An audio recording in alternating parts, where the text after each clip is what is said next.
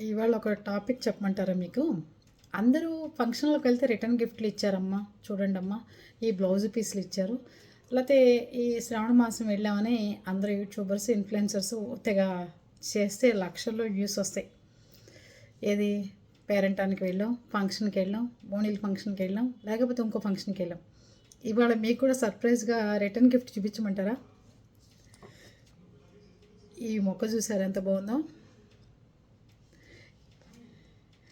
ఇది మన నాన్నగారిని అపోలో హాస్పిటల్‌లో 2 డేస్ షుగర్‌కి అప్ అండ్ డౌన్స్ అవుతున్నాయని జాయిన్ చేస్తే, అపోలో హాస్పిటల్స్ వాళ్ళు, "సార్ ఇంకోసారి హాస్పిటల్‌కి రావాలి సార్. మీకు బెస్ట్‌గా ఉండాలి. మీ హెల్త్ బాగుండాలి సార్. మీరు బాగా రికవర్ అయిపోవాలి. మంచిగా ఇంకా ఆరోగ్యంగా ఉండాలి సార్. మా హాస్పిటల్‌లో మీరు ఉన్నందుకు మా సేవలు మీకు బాగా అందిస్తామని" చెప్పి నాన్నగారికి ఈ ఫ్లవర్ ఇచ్చారు. ఈ మొక్క ఇచ్చారు.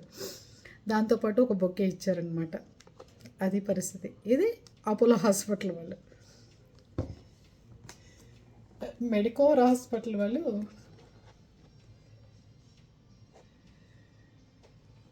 దీపావళి కదా, అందుకని వాళ్ళేం పంపించారు తెలుసా?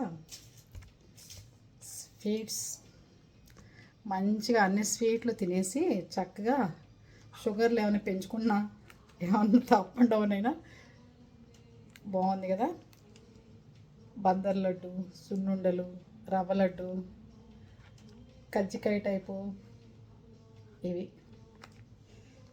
ఇవి హాస్పిటల్ వాళ్ళు పంపించారు. Medicore hospital.